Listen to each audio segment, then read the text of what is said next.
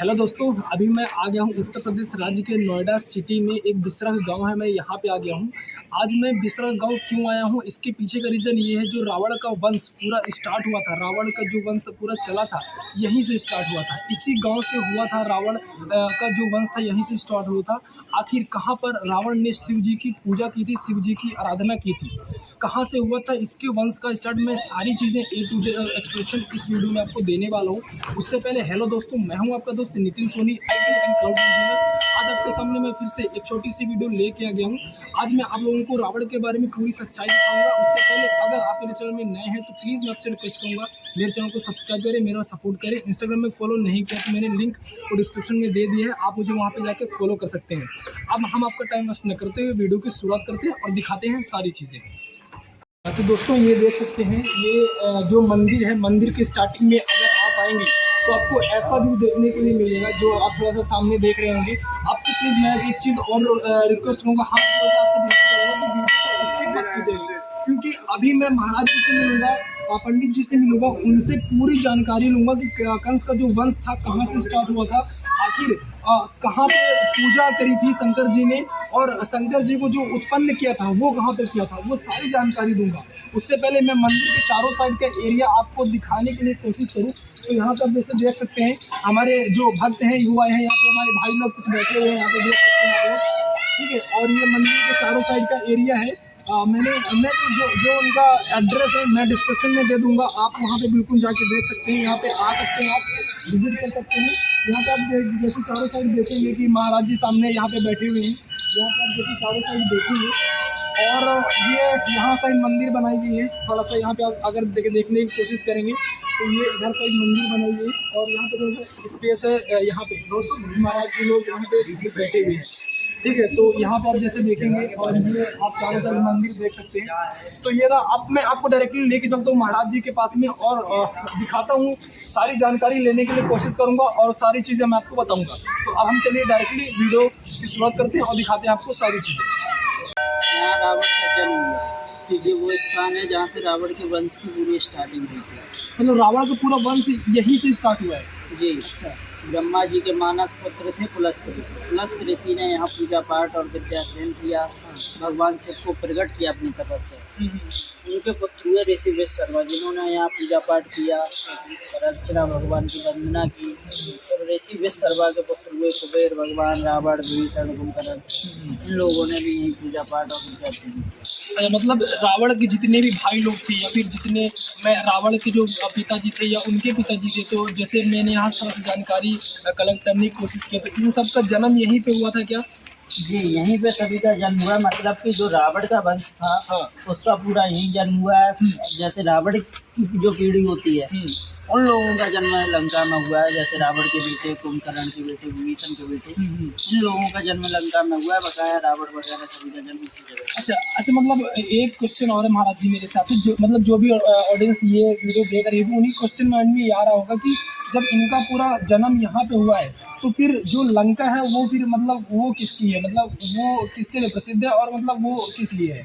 ऐसा है, लंका बनवाई गई थी शंकर जी ने पार्वती जी के लिए। अच्छा। जब लक्ष्मी जी ने ये यज्ञ करवाया तो सभी देवी देवताओं को बुलवाया, जिसमें कि शंकर पार्वती जी भी आए। उनको पता लगा, शंकर पार्वती जी को वहाँ शर्मिंदा हुई हम पार्वती जी की, हम तीनों लोगों के राजा हैं, श्रृंगारक करते हैं, और हम एक पहाड़ों पे पड़े हैं, और सभी देवी देवताओं के इतने बड़े बड़े महल, हमसे छोटे जो देवी देवता हैं उनके भी महल बने हुए हैं। अच्छा। और हम एक पहाड़ों पे पड़े हैं। तो इस बात से पार्वती माता रुष्ट हुई। अच्छा। पार्वती माता ने ये बोला कि हमें महल चाहिए, लेकिन शंकर जी ने जब भी बोला कि तुम इस महल में रह नहीं पाओगे, नहीं हमें चाहिए। शंकर जी ने विश्वकर्मा जी से कह के सोने की लंका, जो लंका के नाम से जानी जाती है, उसका निर्माण करवाया। अच्छा, मतलब शंकर जी ने जो लंका है उन्होंने उस लंका का निर्माण कराया था जी, माता जी के लिए जी। अच्छा, तो फिर रावण का नाम लंका से कैसे जुड़ गया? ऐसा है, उस टाइम रावण के पिताजी विश्व में सबसे बड़े विद्वान थे। जैसे आज भी माना जाता है कि रावण समान कोई विद्वान नहीं हुआ है, बिल्कुल, वैसे उनके पिताजी भी विद्वान थे। मतलब रावण के पिताजी बहुत ज़्यादा विद्वान थे जी। अच्छा। तो उन्होंने, रावण के पिताजी ने उस लंका का गृह प्रवेश करवाया। गृह प्रवेश किसका कराया था? लंका का। लंका का। अच्छा। जैसे आप लोग अभी घर बनवाते हैं तो उसका गृह प्रवेश करवाते हैं पंडित जी को बुलाकर, वैसे ही रावण के पिताजी को बुलाया गया था उसका गृह प्रवेश के लिए। जी। जब गृह प्रवेश करवाया उसके बाद में शंकर जी ने बोला कि आप क्या मांगने चाहते हो, दक्षिणा के स्वरूप में जो आप मांगोगे वो मिलेगा। रावण के पिताजी बोले कि प्रभु आप ही का दिया हुआ सब कुछ है, हमें क्या चाहिए? नहीं, आपको मांगना पड़ेगा, ये ब्राह्मण का अधिकार। अच्छा। तो उन्होंने कहा कि अब हम जो मांगेंगे वो आप दोगे, मांगिए। तो उन्होंने कहा कि ये लंका जो जिसका मैंने पूजन करवाया नगरी का, ये वापस मुझे नगरी मुझे ही दान दे। ऐसा किसने बोला? रावण के पिताजी ने। रावण के पिताजी ने शंकर जी से बोला? हाँ, मतलब जो शंकर जी ने नगरी बनवाई थी उस नगरी को रावण के पिताजी ने उस नगरी को मांगा कि ये मुझे आप दे दो। हाँ, दक्षिणा के स्वरूप में। जैसे आज भी पंडित जी जो आप लोगों के घर पे आते हैं पूजा करते हैं उनको आप लोग दक्षिणा देते हैं। बिल्कुल बिल्कुल। हाँ, तो वैसे उन्होंने जब दक्षिणा ये होती थी कि पंडित जी जो बोल देते थे वो दिया जाता था। और वो भी जैसे आप पहले पंडित जी तय कर लेते हैं कि हमारी 5,000 या 5100 2100, पहले ये नहीं होता था। पहले पूरा पूजन हो जाएगा उसके बाद में पंडित जी से बोला जाएगा कि अब आप बताइए क्या चाहिए आपको। तो उसी प्रकार से रावण के पिताजी से बोला शंकर जी ने, शंकर जी ने बोला था अस्तु दे दिया। जो पुष्पक विमान था वो भी दे दिया। तो उस टाइम रावण के बड़े भाई थे कुबेर भगवान, जो रावण की दूसरी माँ। रावण के बड़े भाई कौन से थे? कुबेर भगवान। कुबेर जी। अच्छा, मतलब जिनको पैसा धन दौलत का धन का राजा माना जाता, धन का राजा बोला था वो कुबेर जी। कुबेर जी रावण के कौन थे? बड़े भाई। बड़े भाई थे। अच्छा अच्छा। जैसे रावण के पिताजी की 2 शादियाँ हुई। पहली पत्नी हिमालय थी जिनके पुत्र कुबेर थे, और दूसरी केकसी के ये रावण विभीषण कुंभकर्ण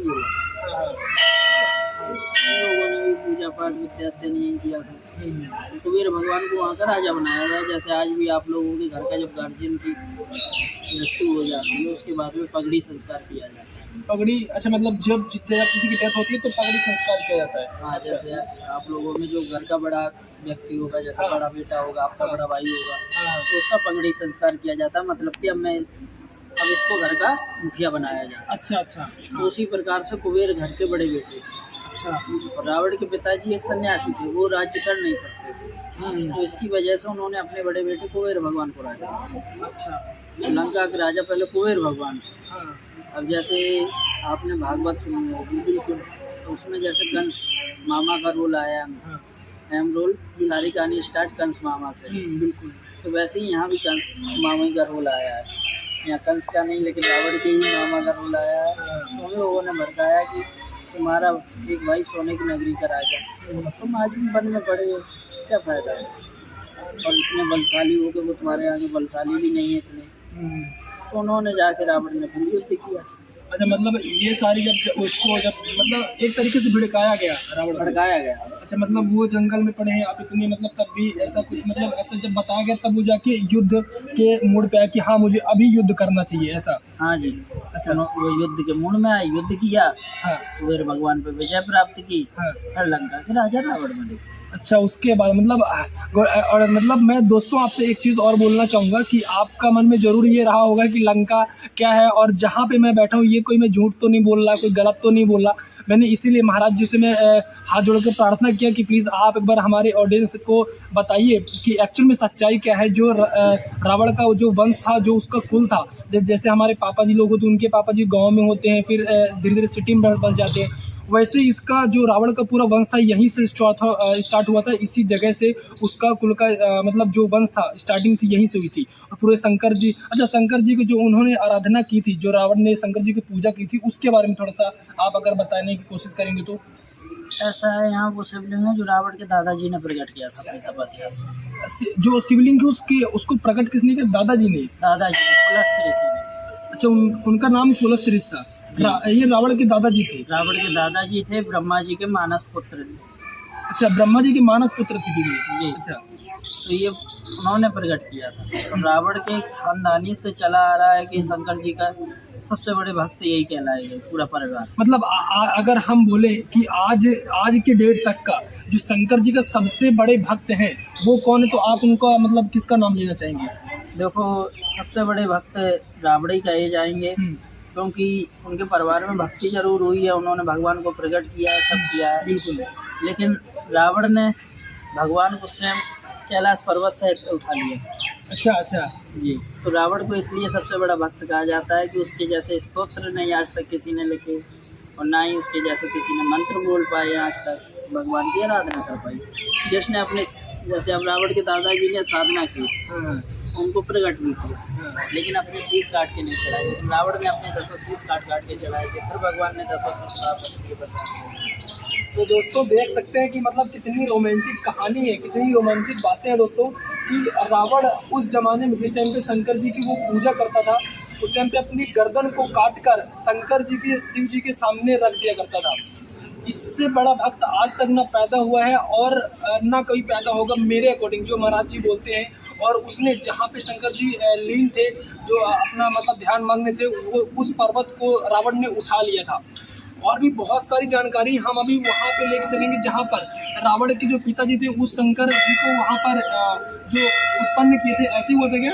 जी, उनके दादाजी, पिताजी नहीं, दादाजी ने उत्पन्न। अच्छा, दादाजी ने उस शंकर जी को उत्पन्न किए थे। मैं वो जगह लेके जाऊँगा। पंडित जी, आप अगर थोड़ा सा चल के बता सकते हैं कि कहाँ पे उस शंकर जी को उन्होंने उत्पन्न किया था, तो थोड़ा सा ज़्यादा सही रहेगा। तो दिखाने के लिए कि हम आपको दिखाएंगे दोस्तों। आइए हम चलते हैं उस जगह पर जहाँ पर जो रावण के दादाजी थे उन्होंने शंकर जी को उत्पन्न किया था यहाँ पे। ठीक है, तो आप ये थोड़ा सा चारों साइड अगर देख सकते हैं यहाँ पे, अगर मैं आपको दिखाने के लिए कोशिश करूँ तो क्या जा रही है? ये शंकर जी की बारात जा रही है। तो ये शंकर जी की बारात जा रही है। ये शंकर जी नदी में बैठे हुए हैं। हाँ और उधर पार्वती माता माला लिए खड़ी है। हाँ। ठीक है, ये इस प्रकार से बारात जा रही है। अच्छा अच्छा। हाँ, तो जैसे कि देश काटते हुए तो मतलब यहाँ पे जितनी भी फोटोज लगाई गई है ये पूरी शंकर जी की बारात जा रही है। जब उनको शंकर जी का मतलब कि दर्शाया गया है कि शंकर भगवान का किस प्रकार से क्या क्या रूप लिया है, सब चीज़ इसमें दर्शाई जाएगी। अभी दर्शाया जा रहा है और दर्शाई जाने की जा। अभी हम थोड़ा सा मुझे अगर दिखाने के लिए तो आप दिखाइएगा कि हमारे ऑडियंस जो भी आप देख रहे हैं, तो फिर मुझे कमेंट बॉक्स में ज़रूर बताइएगा कि ये वीडियो आपको कैसी लगी। और आप एक बार यहाँ पे ज़रूर आइएगा दर्शन करने के लिए, यहाँ पे देखने के लिए आपको बहुत अच्छा लगेगा। तो यहाँ है, यहाँ हमारे शंकर जी विराजमान है। आप जैसे थोड़ा सा अगर मैं आपको वीडियो में दिखाने के लिए कोशिश करूँगा, तो आप यहाँ पे जैसे थोड़ा सा देख पा रहे होंगे कि यहाँ पर शंकर जी हैं और रावण के दादाजी यहाँ पे इनको उत्पन्न किया था, यहाँ पे इनको दिखाया था। यहाँ पे आप जैसे थोड़ा सा देख सकते हैं, मैं वीडियो को अगर जूम करने के आपको दिखाने के लिए कोशिश करूँ, यहाँ पे भक्त लोग पूजा कर रहे हैं भगवान की। तो ये है दोस्तों, ये वही जगह है जहाँ पर दादाजी ने उनके दादाजी ने यहाँ पे उत्पन्न किया था। तो मैं आपसे सबसे पहले यहाँ का इतिहास जानने के लिए कोशिश करूँगा कि यहाँ का इतिहास क्या था। हाँ, पहले तो आप मेरा नाम जानने की कोशिश करें। मेरा नाम है रामचंद्र। अच्छा, और मैं इसी स्थान पर रहता हूँ और हमेशा रावण की राम की दोनों की पूजा करता हूँ। लोग कहते हैं रावण अत्याचार था, इस बात को कहना छोड़ दें। भगवान राम को जब रावण से मुलाकात हुई है तो राम ने हमेशा रावण को प्रणाम किया, न कि रावण ने राम को कभी प्रणाम नहीं किया। अच्छा। जिस मौके पर हाँ। और ये जो यहाँ पर है शिवलिंग, ये ब्रह्मा जी से लेकर के उनके मतलब दादा परदादा सब उनकी स्थापना है। ये सभी परिवार ने यही पूजा की थी। अंत में यही रावण ने पूजा की थी और अपने शीश बार काट के चढ़ाए थे और शंकर जी का वरदान बना था इसलिए ये जगह आज तक मतलब ये पूरे भारत में प्रसिद्ध है। अच्छा महाराज जी, मैं आपसे थोड़ा एक और क्वेश्चन करने के लिए कोशिश करूं कि जैसे आज पूरा भारत रावण को जलाता है, तो रावण जैसे मतलब जो लोग अपने अंदर की बुराइयों को नहीं खत्म करते, रावण को जलाते, तो रावण जो जलता है लेकिन बुराइयां फिर भी नहीं खत्म होती, इसके बारे में थोड़ा सा क्या बोलना? ऐसा हमारा उसमें ये है जिसको अपने इतिहास का, हमारा हिंदू धर्म का इतिहास सबसे बड़ा है रामायण, तुलसीकृत राजेश रामायण। अपने जो इतिहास को नहीं जानता है भैया से कर्म करता है। और हम लोग तो ये कहते हैं कि रावण जरा ही नहीं था, उसका अहंकार जरा था ना। बिल्कुल। हाँ। और उसके बारे में अभी जो क्वेश्चन किया था वो कांगड़े जो पत्रकार थी, उन्होंने ये क्वेश्चन किया था कि रावण सीता का हरण करके लाया। रावण सीता का हरण करके लाने का उसका मेन मकसद था कि मैं ये कर्म करूं, भगवान से बुराई लेकर अपने परिवार का उद्धार करूं। अच्छा, इसलिए उन्होंने अगर अपनी तपस्या से एक आदमी का उद्धार होता है अगर मैं भगवान से बैर बढ़ाऊंगा तो पूरे परिवार का उद्धार करूंगा। जब रावण जनकपुरी स्वयंवर में चलने को तैयार हुआ और भगवान ने कहा कि लंकेश अगर मुझसे मिलना है तो आकर के बोलो, मैं स्वयंवर में हूँ। और जब जाने को तैयार हुआ, मंदोदरी साथ में लेटी थी, उन्होंने कर पकड़ लिया, महाराज किससे बात कर रहे हो, कहाँ जा रहे हो? उन्होंने कहा प्रिय मैं अभी नहीं बता सकता, बताऊंगा समय आने पर। जब रावण सीता का हरण करके ले आया तो उन्होंने अशोक वन में ठहराया। जब अशोक वन में ठहराया तब मंदोदरी से कहा, मंदोदरी के यहाँ चलो, हमारे साथ चलो, आज मैं तुम्हें कुछ घुमा के लाऊंगा। जब रावण वहाँ पर पहुँचा था, रावण को देखते देखते सीता जी ने अपने सामने ये जो अशोक वृक्ष था, अशोक वृक्ष, हाँ, अशोक वृक्ष का तो उससे चिंता कर लिया था। रावण ने जाते जाते सीता जी को प्रणाम किया कि सीते प्रणाम, नहीं बोली। उन्होंने कहा जगत जननी प्रणाम, नहीं बोली। उन्होंने कहा माँ लक्ष्मी प्रणाम, नहीं बोली। उन्होंने कहा भूदेवी प्रणाम, नहीं बोली। लंकेश ने कहा कि हे देवी, कोई सर झुकाए, कोई सर तक नहीं हिलाए। उन्होंने कहा कि दुष्ट ऐसी हथेली के पास क्यों आए? जी। फिर उन्होंने रावण ने कहा कि हे सीते, जलते हुए दीपक के पास पतंग आई आता है, अरे लंकेश उसका प्रणाम ये जलकर स्वयं भस्म हो जाता है। अच्छा। उसने गुस्सा में कहा कि सीते तुझे कौन आराम पहुंचाएगा, इस समय मेरे कब्जे में, तो उसने कहा मेरा प्यारा राम आएगा। जब वो वन वन भटकते होंगे कि नहीं दुष्ट देर मरने का सामना करते होंगे ना, तब रावण ने जान लिया कि सीता अपने हाथ से विचलित नहीं होगी। हाथ जोड़ करके कहा, दूसरी हमारे का प्रसंग है कि हे सीते चंचल मुखी, चपल नैन चित्तौर, एक बार अनुराग से देखे मेरी हो, मझधार में मेरी नौका है, पार लगा दे हे सीते, होगी कृपा दृष्टि मेरे ऊपर, किंचित मुस्का दे हे सीते। क्योंकि सीता शक्ति का अवतार था, इसलिए उन्होंने बार बार सर झुकाया। और सर झुका करके जब सीता उनके कोई कब्जे में तेज से भी मतलब उन्हें दृष्टि डालने के लिए तैयार नहीं, तो उन्होंने राक्षसों को और उसको मदद करने का आदेश दिया। मगर एक जो राक्षसी थी उसमें नहीं, वो भगवान की भक्ति थी, लंका में रह करके भगवान की भक्ति करती थी। लेकिन मतलब जो है गुड़ रावण की राती थी ना, त्रिजटा इसका नाम था, उसने बताया था सब कुछ कि मैंने रात प्रत्यक्ष में देखा है कि अभी बंदर आएगा, इस लंका को जलाएगा, लंका में जला करके फिर भगवान राम आएंगे, सभी राक्षसों मार के बेटी तुम्हें ले जाएंगे, तुम भयभीत हो। राक्षसों मना कर दिया, ये जगत जननी से राक्षसों से माफी मांग करके तुरंत, और मतलब ये वो सब राक्षसियाँ चली गई। हनुमान जी उसी अशोक के वृक्ष पर छुपे थे, और वहाँ से जब हनुमान जी ने देखा सीता ब्याह के लम्हा से उन्होंने अंगूठी डाली। अच्छा, तो और कोई क्वेश्चन बोला आगे का, कहीं पूछना। अच्छा, और एक क्वेश्चन और, जैसे कि मतलब महाराज जी ने बोला बहुत सारे रामायण के बुक्स लिखी गई हैं, उसके बारे में, क्योंकि अलग अलग बुक्स में अलग अलग बातें लिखी गई हैं कि सभी में एक ही चीज़ को बताया गया? एक ही नहीं है, वो अलग अलग हैं। अब जिससे जितना ज्ञान नहीं होता है, जिसे ज्ञान नहीं होता है वो तो नहीं होती है। जो अभी मैंने बोला था दूसरी रामायण से है ना, ऐसा है। और तीसरी रामायण सुनिए, जिस समय जनक और वो स्वयंवर हो रहा था ना, स्वयंवर हो रहा था उस समय, मतलब जो है जब रावण आ गया वहाँ पर, तो जनक एकदम सोचने लगे ये क्या हुआ, मैं तो उसे निमंत्रण नहीं दिया। लेकिन रावण को भगवान ने बुलाया था साक्षात ना, बिल्कुल। तो उन्होंने एकदम जनक को बुलाया, धमकाया और कहा, बोला ये क्या है कि ये स्वयंवर हो रहा है, ये राजा कैसे आए कि मेरी बुलावे द्वारा ना, तो कुछ नहीं कि तुम्हारा क्या प्रण है? मेरा प्रण ये शिव जी के धनुष का खंडन करेगा, भाई मेरी पुत्री का पति बनेगा। कुछ नहीं, तुम्हारा प्रण खत्म है, मेरा प्रण है। क्या है? तीसरी रामायण से आई है।